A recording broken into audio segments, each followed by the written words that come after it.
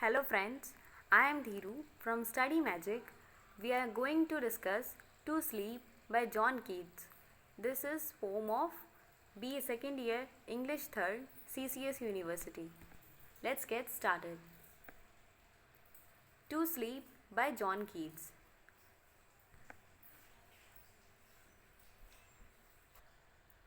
About the author. We have seen already the introduction of author in Ode to a Nightingale. He was born in 1795 in London.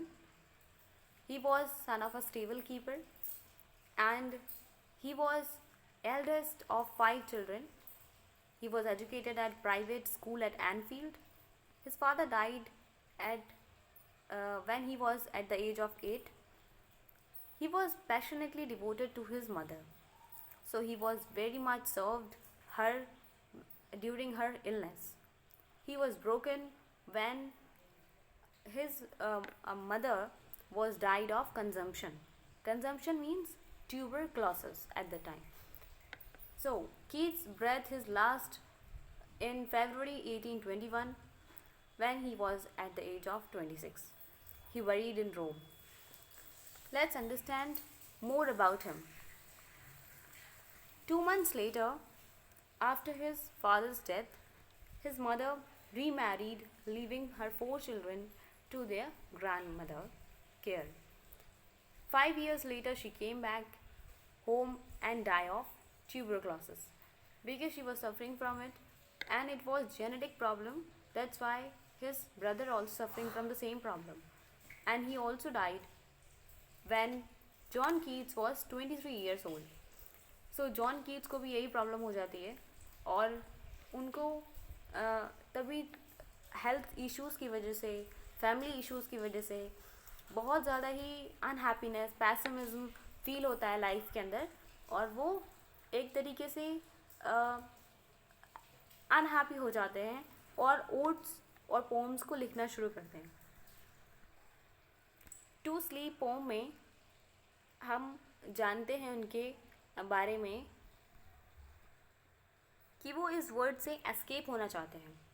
Way physically और emotionally बहुत सफ़र कर रहे हैं और वो इस जीवन से पलायन की बहुत इच्छा रखते हैं. कीट्स घनीभूत रूप से अपनी नाराज़गी को जाहिर करते हैं कि वो पूरी तरह से तंग आ चुके हैं अपने शारीरिक कष्टों के कारण. पुरानी यादों से भी वो झकोर के रख दिया है उन्हें. बिस्तर पर लेटने के दौरान वो जगा रहता है और निंद्रा देवी को भूल जाने के लिए अकुलाता रहता है, लेकिन नींद उसे आकर्षित कर लेती है. मतलब वो जब लेटता है तो इतना ज़्यादा परेशान है कि वो जागा रहता है और वो नींद को भूल जाना चाहता है, लेकिन नींद फिर भी उसे आकर्षित कर लेती है. यहाँ पे नींद जो स्लीप है वो मेटाफर है ऑफ डेथ. वी नो वो मेटाफर है डेथ का. कीट्स कुछ शब्दावलियों का प्रयोग करता है जिससे ये पता चलता है कि वो जीवन से तंग आ चुका है. वह अपने भौतिक शरीर को, अपने फिजिकल को वो छोड़ देना चाहता है. और ये जो पोम वो लिखते हैं in the mid night, at the mid night वो लिखते हैं, जो ये बताता है कि अब वो थ्रेशोल्ड पर खड़े हैं, उस चौखट पर खड़े हैं, उस सीमा रेखा पर खड़े हैं जहाँ से वे दूसरी दुनिया में चले जाना चाहता है. और फिर यहाँ पे टू स्लीप क्यों कहते हैं? क्योंकि कीट्स जानते हैं कि ह्यूमन लाइफ में सबसे जो अच्छा जो सुखद क्षण होता है वो होता है एक नींद से रिलेटेड होता है. क्योंकि नींद आ जाती है तो इंसान अपनी सारी चिंताओं से मुक्त हो जाता है. हम अपने आसपास होने वाली सभी उलझनों से मुक्त हो जाते हैं. सोते समय हम उन तमाम स्थलों पर घूम सकते हैं जहां हम वास्तव में जाकर आराम करना चाहते हैं. इसीलिए यहाँ पे स्लीप का एक मतलब बताया गया है. Let's get started with the stanzas. O soft embalmer of the still midnight, shutting with careful fingers and benign, our gloom please rise, embowered from the light, and shaded in forgetfulness divine. O soothe us sleep, if so it please thee, close in midst of this thine heim, my willing eyes, or wait the mean ere thy poppy throws. इस कविता में पूरी तरह से ये बताया गया है कि जो पोएट है वो फिज़िकल एंड इमोशनल सफरिंग से एस्केप करने की बहुत इच्छा प्रकट करता है, कि वो पूरी तरह से कि इस गहराई से दुख की अभिव्यक्ति करता है, जो शारीरिक के साथ ही विचारों व यादों का दुखद पहलू है, जिसको वो स्वयं भोगता रहा है। क्योंकि उसने हमेशा अपनी लाइफ में क्या देखा, उसने थोड़ा सा अगर सुख भी देखा तो उसने दुख की तो परिसीमा ही देखी। Because just losing a very close relative, very close one is very shattering, very sorrowful for anyone, but उसके साथ साथ उसकी लाइफ में एक प्लेजेंट मोमेंट भी आना ज़रूरी होता है, जो कि कीट्स ने नहीं देखा। That's why he is very pessimistic towards his own life. जैसे ही वो सोकर जागता है, उसकी चाहत बलवती होने लगती है कि वो सब कुछ विस्मृत कर पुनः निद्रा में लीन हो जाए। वो चाहता है कि मैं फिर से सो जाऊं ताकि मुझे फिर से वो यादें न सताएं। वो केवल उसे, लेकिन नींद उसे आती नहीं है। यहाँ पर निद्रा को एक रूपक की तरह प्रयोग किया गया है कि वो चाहता है कि मैं ऐसी जगह चला जाऊँ जहाँ पे मुझे ये फिर चीज़ें स्मरण ना आए, मुझे फिर से याद नहीं आए। तो यहाँ पे निद्रा को मृत्यु के साथ बताया गया। वो कहीं ना कहीं डेथ को भी मांग रहा था। कीट्स कुछ निश्चित शब्दों का प्रयोग करता है जैसे जो मृत्यु से संबंधित होती हैं। स्वयं कीट्स भौतिक स्वरूप को त्याग देने के लिए उत्कंठित है, मतलब उस पूरी तरह से समर्पित है कि अगर वो अपनी फिजिकल को त्याग देना चाहता है, पूरी तरह से सरेंडर कर देना चाहता है। एम बाल्मर एंड कैस्केड जैसे शब्दों का कविता में शुरू में और लास्ट में प्रयोग हुआ है, जिससे कविता की भावभूमि को स्पष्टता इंगित कर देते हैं। क्योंकि ये सब वर्ड्स, ये दोनों ही वर्ड्स डेथ से रिलेटेड हैं, एक डेड पर्सन के लिए यूज़ करे जाते हैं। तो इसीलिए वो ऐसे वर्ड्स का यूज़ करता है जो कि बहुत ही ज़्यादा नेगेटिविटी को दिखाते हैं उसकी लाइफ में।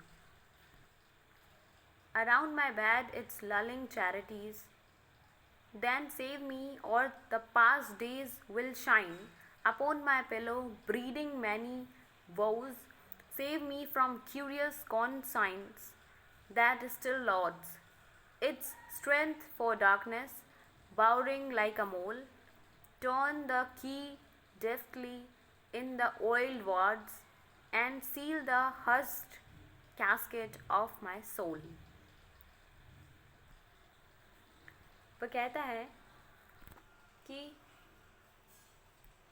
उसकी उसकी जो कैस्केट है, मतलब उसकी लाइफ एक तरीके से कोई उसे इस जीवन से मुक्ति दिला दे उसका, क्योंकि वो बहुत ज़्यादा ही परेशान है अपनी लाइफ से और पूरी तरह से एक तरीके से टूट चुका है। उसके अंदर कोई भी होप नहीं है सुधार की। उसकी जो डे बाय डे उसकी हेल्थ डिटोरिएट हो रही है और इसीलिए वो ऐसी पोम्स लिखता है, ऐसी ओड्स लिखता है, ऐसे सोनेट लिखता है जो हमें उसकी कंडीशन के बारे में बताते हैं। क्योंकि उस टाइम पे ऐसी हेल्थ सर्विसेज नहीं होंगी जो ट्यूबरक्लोसिस को क्योर कर सके। अभी हमने कुछ साल पहले ही इसको शायद डिस्कवर करा है, लेकिन उस टाइम पे ये बिल्कुल नहीं होंगी। That's why he lost his family, he lost everything and he lost himself also at a very young age, at the age of 26. तो इसमें वो इतना ज़्यादा नेगेटिव होता है कि वो रात को ये बताता है कि वो एक मेरे लिए थ्रेशोल्ड है, एक जब मैं अपनी न्यू लाइफ में जाऊंगा, ठीक है।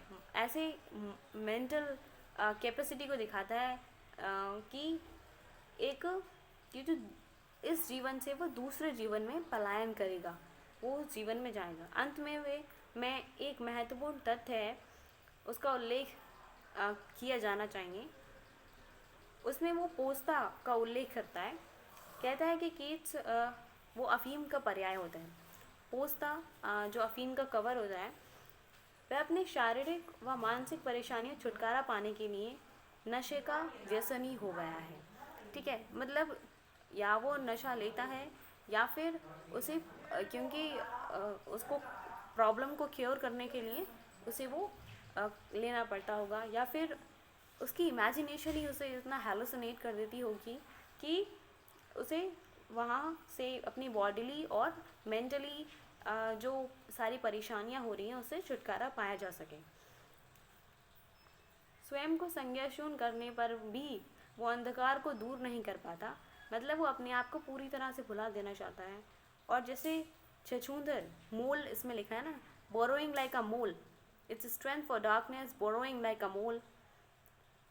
बिल में चक्कर काटती रहती है, उसी रूप में कीट्स अपने अंतरतम की गहराई में डूबता जाता है। Turn the key deftly in the oiled wards and seal the हर्स कैस्केड ऑफ माई सोल।